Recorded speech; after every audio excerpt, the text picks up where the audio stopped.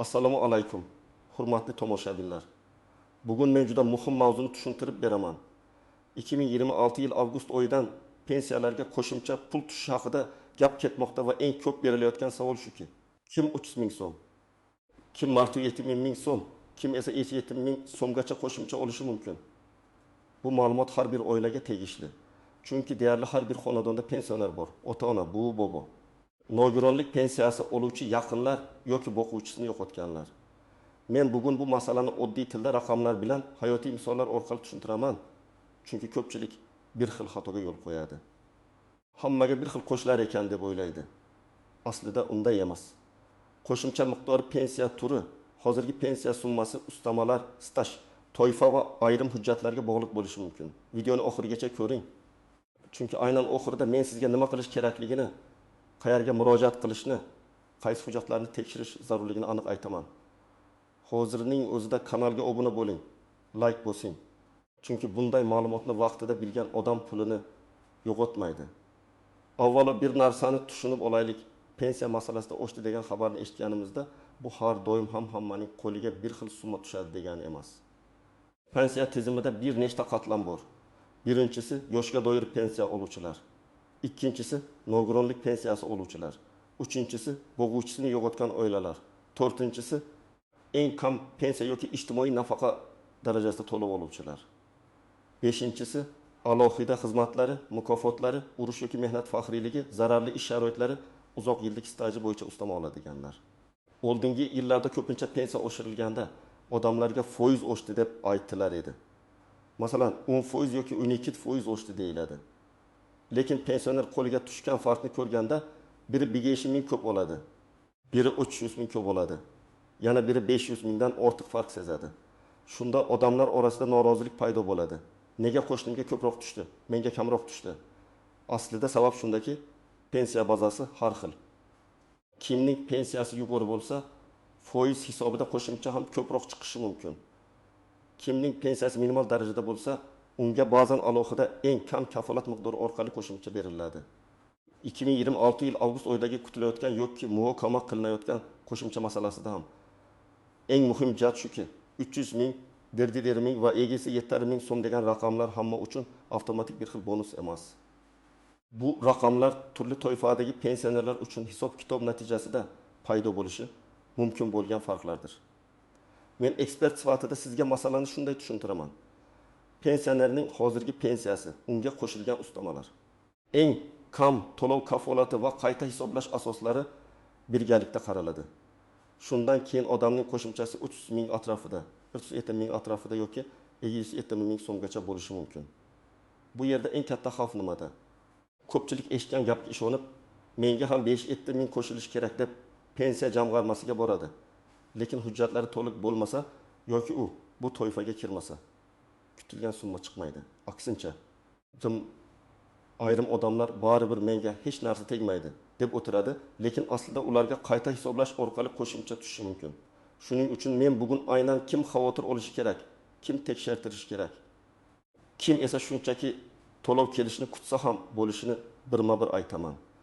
Birinchi guruh, ya'ni taxminan 300 ming so'm atrofida qo'shimcha olishi mumkin bo'lganlar ko'pincha o'rtacha yoki minimalga yaqin pensiya oluvchilardir. Masalan, odam hozir 2 million 300 ming so'm pensiya olayotgan bo'lsa, umumiy oshirish foizi va minimal kafolatlar natijasida uning pensiyasiga 2,5 mingdan 330 ming so'mgacha farq qo'shilishi mumkin.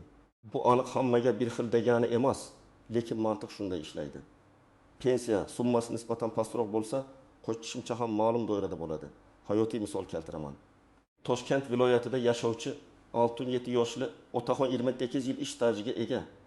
Lekin ish haqining bir qismi oldin hujjatlari to'liq ko'rsatilmagan. Hozir u 2 million 400 ming so'm pensiya oladi. Agar avgustdan umumiy oshirish va ayrim eng kam pensiya kafolatlari qo'llansa, bu otaxonning qo'shimchasi 300 ming so'm atrofida bo'lishi mumkin. Lekin agar u arxivdan eski ish haqi ma'lumotnomasini topib, ilgari hisobga olinmagan davrni tasdiqlasa, kelajakda uning pensiyasi yanada oshishi ehtimoli bor. Mana shu joyda muhim xulosa bor. 300 ming so'm qo'shimcha olgan odam ham mening ishim tugadi deb o'ylamasligi kerak. Balki uning hujjatlarida yana hisobga olinmagan yillar bordir. Yana bir misol.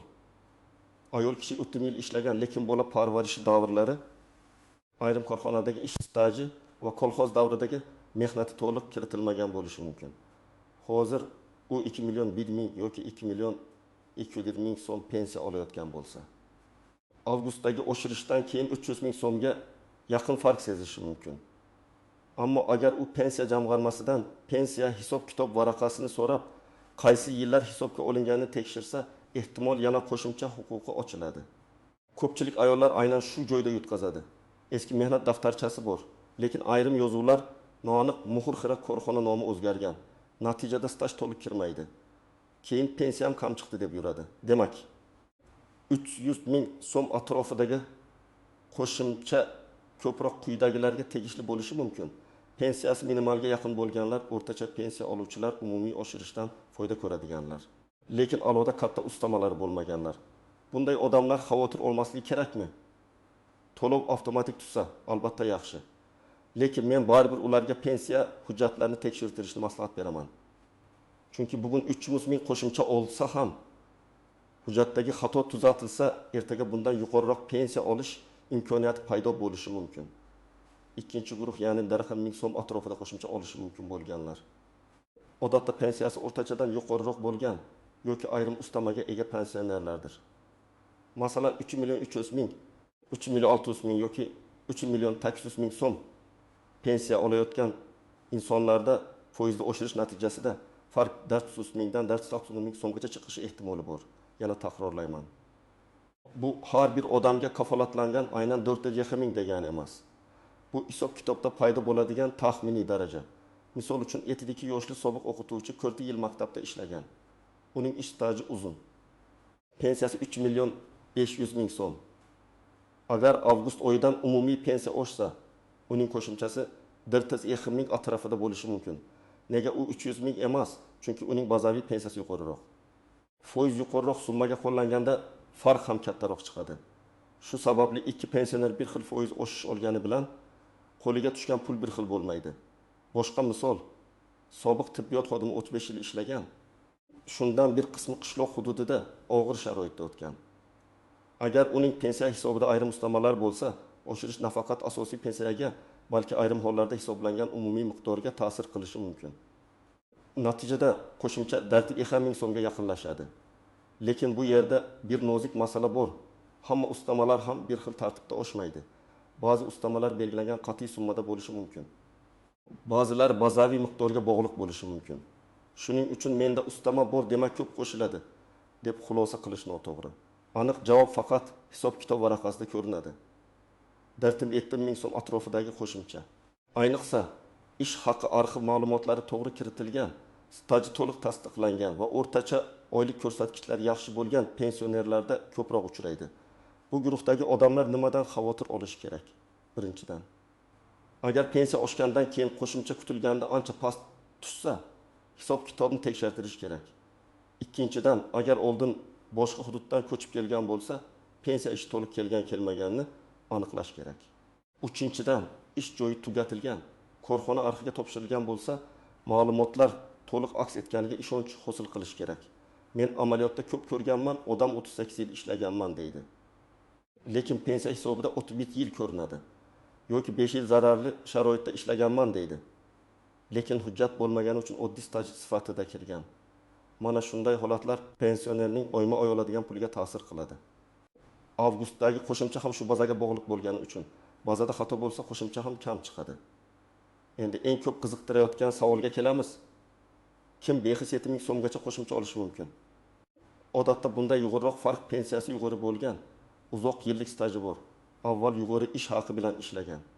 Qo'shimcha ustamalarga ega yoki pensiyasi qayta hisoblanishi kerak bo'lgan ayrim toifadagi pensionerlarda paydo bo'lishi mumkin.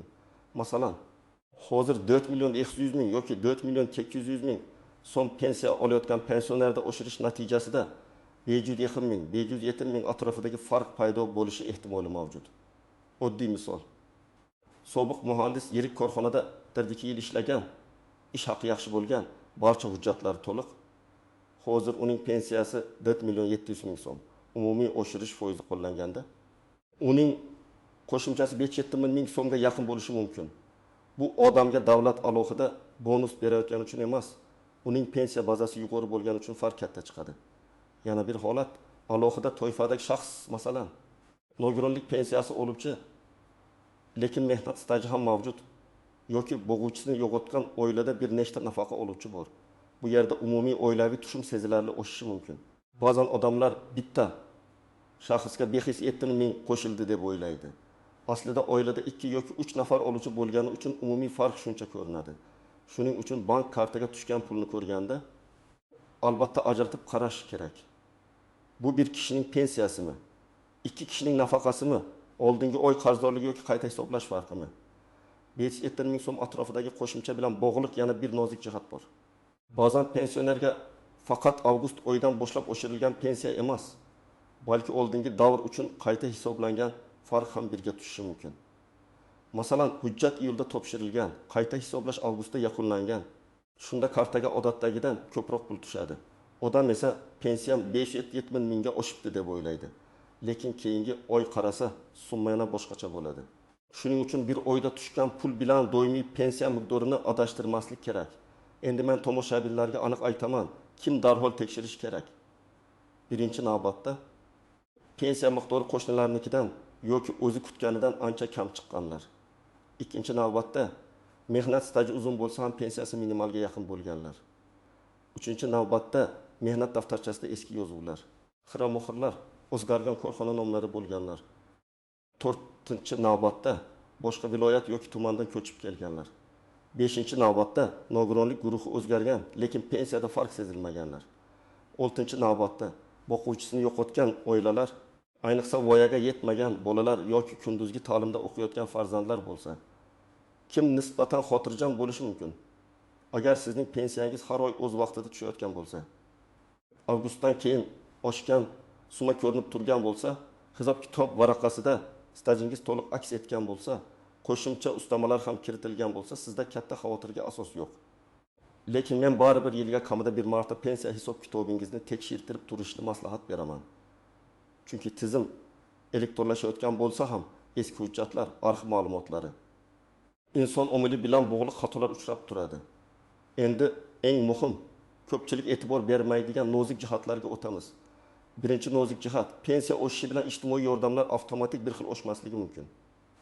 Masalan, kimdir pensiya oladi va yana boshqa ijtimoiy nafaqa yoki kompensatsiya oladi. Har bir to'lovning o'z tartibi bor. Shuning uchun umumiy tushumdagi farqni faqat pensiya oshishi deb qabul qilmang. Ikkinchi nozik jihat, bank kartasiga tushgan summa ba'zan oldingi oy qoldig'i, qayta hisoblash, indeksatsiya farqi yoki ushlab qo'lingan qarzlar bilan aralash bo'lishi mumkin. Masalan, pensionerning kommunal qarzi uchun emas, lekin aliment, sud qarori yoki boshqa majburiy undirish bo'lsa, pensiyadan ushlab qolish bo'lishi mumkin. Shunda oshgan pensiya ham qo'lga to'liq tegmasligi ehtimoli bor. Uchinchi nozik jihat, nogironlik pensiyasi bo'yicha guruh o'zgarishi. Agar odam ilgari ikkinchi guruh bo'lgan, keyin birinchi guruhga o'tgan bo'lsa, pensiya miqdori qayta ko'rib chiqilishi kerak. Lekin hujjat o'z vaqtida topshirilmasa, tizimda kechikish bo'lishi mumkin. Aksincha guruh kamaygan bo'lsa, pensiya ham o'zgarishi mumkin. Bu masalada tibbiy mehnat ekspertiza komissiyasi xulosasi juda muhim. To'rtinchi nozik jihat, ishlayotgan pensionerlar, ayrim odamlar pensiyaga chiqqandan keyin ham ishlashda davom etadi. Bunday holatda pensiya qayta hisoblash masalasi alohida tartibda ko'rilishi mumkin. Ish beruvchi ijtimoiy soliq va ma'lumotlarni to'g'ri topshirganmi? Mehnat faoliyati elektron tizimda aks etganmi? Shuni tekshirish kerak. Chunki odam ishlayapti, lekin tizimda to'liq ko'rinmasa, keyingi qayta hisoblashda muammo chiqishi mumkin. Beshinchi nozik jihat, oilada bir nechta pensioner bo'lsa, har birining pensiyasi alohida hisoblanadi. Er-xotin bir xil yoshda, bir xil mahallada yashashi, hatto bir korxonada ishlagan bo'lishi mumkin. Lekin pensiya summasi farq qiladi. Sababi ish haqi, staj, lavozim, hujjatlar va imtiyozlar boshqacha. Shuning uchun turmush o'rtog'imga ko'ra 20 ming qo'shildi. Menga ham shuncha bo'lishi kerak degan yondashuv har doim to'g'ri emas. Endi eng kerakli qism, siz nima qilishingiz kerak? Avgust oyida kartangizga yoki pochta orqali kelgan pensiya summasini oldingi oy bilan solishtiring. Faqat bir oy emas, iyul va avgustni yonma-yon yozing. Masalan, iyunda 2 milyon 320 ming, iyulda 2 milyon 320 ming. Avgustda 2 million 70 ming tushgan bo'lsa, farq 300 mingga. Agar avgustda 3 million 200 ming tushib, sentabrda 2 million 500 ming bo'lsa, demak avgustda qo'shimcha qayta hisoblash yoki qarzdorlik farqi ham tushgan bo'lishi mumkin. Ikkinchi qadam, pensiya jamg'armasining tuman yoki shahar bo'limiga murojaat qilib, pensiya hisob-kitob varaqasini so'rang. Siz og'zaki so'rasangiz ham bo'ladi. Lekin men yozma ariza bilan murojaat qilishni maslahat beraman. Arizada shunday mazmunda yozish mumkin. Mening pensiyam qanday hisoblanganini, ish stajimning qaysi davrlari inobatga olinganini, o'rtacha ish haqi qaysi hujjatlar asosida olingani hamda avgust oyidan qo'shilgan miqdor qanday hisoblanganini tushuntirib berishingizni so'rayman. Bu oddiy, lekin juda kuchli ariza. Uchinchi qadam, hujjatlarni tayyorlang. Sizga odatda pasport yoki ID karta, pensiya guvohnomasi, mehnat daftarchasi, arxiv ma'lumotnomalari, ish haqi to'g'risidagi ma'lumotnomalar, harbiy xizmat bo'yicha hujjatlar, nogironlik bo'yicha tibbiy xulosa, boquvchisini yo'qotganlar uchun o'lim guvohnomasi va qarindoshlikni tasdiqlovchi hujjatlar kerak bo'lishi mumkin.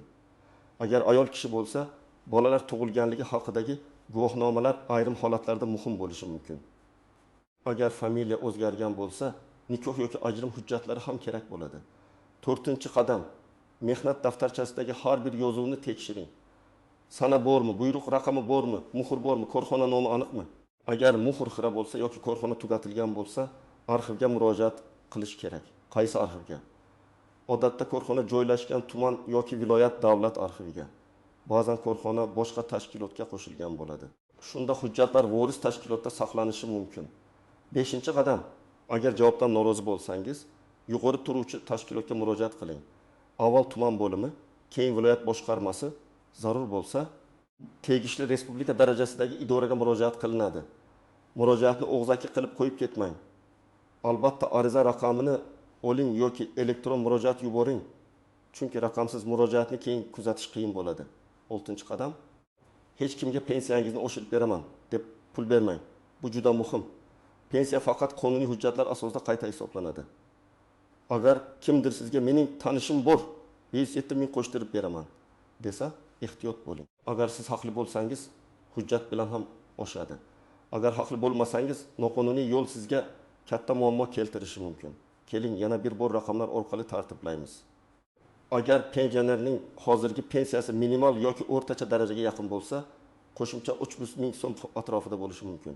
Agar pensiya o'rtachadan yuqori, staj yaxshi, ish haqi ma'lumotlari to'liq bo'lsa, qo'shimcha 10 ming so'm atrofida chiqishi mumkin.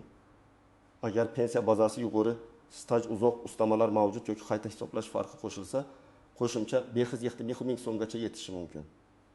Lekin bu raqamlarni lotereya yoki hammaga tarqatiladigan bir martalik pul deb tushunmang. Bu pensiya hisob-kitobining natijasi. Men har doim shuni aytaman. Pensiya bu faqat yoshga yetganda beriladigan pul emas. Bu insonning yillar davomida qilgan mehnatining hujjatlar orqali tan olinishi. Agar hujjat to'liq bo'lsa, mehnat ham to'liq ko'rinadi.